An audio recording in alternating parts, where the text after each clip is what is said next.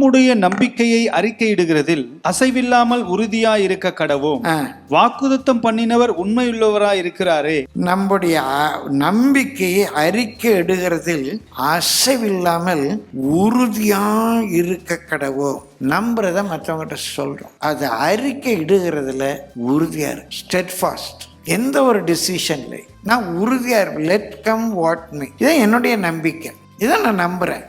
ஏசுதான் வழி. நான் நம்புறேன். அதில் உறுதியா இருக்கு. என்னுடைய விசுவாசம் மாத்திரம் இல்லை, நான் நம்புறேன். என்ன காரியத்தை நான் நம்புறேன்னு ஒருத்தர் ஐ ஹோப் ஃபார், அதில் அசையப்படாது. அவங்க தான் உள்ளே போக முடியும். நான் நம்புறேன். இப்படி தான் பைபிளில் சொல்லியிருக்குன்னு நம்புகிறேன். நான் ரட்சிக்கப்பட்ட புதுசில் அதை நம்பினேன். என் திருமணத்தோடு அதை நம்பினேன். நான் நம்பின வழியில் என் பிள்ளைகளை வளர்த்தேன்.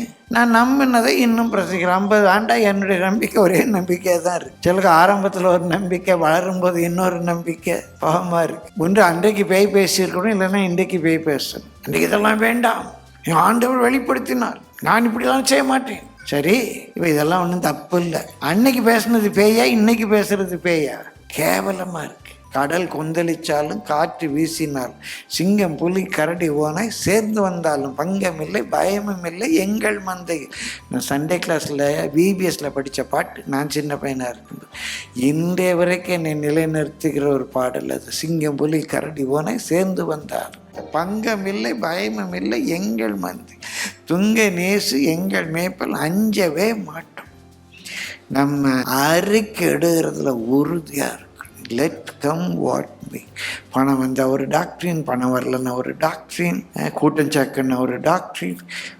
என்ன நடக்குன்னே புரியலை, பயமாக இருக்கு. யார் சேரக்கூடும்? தங்க அறிக்கை எடுக்கிற நம்பிக்கையில் உறுதியாக இருக்கணும்.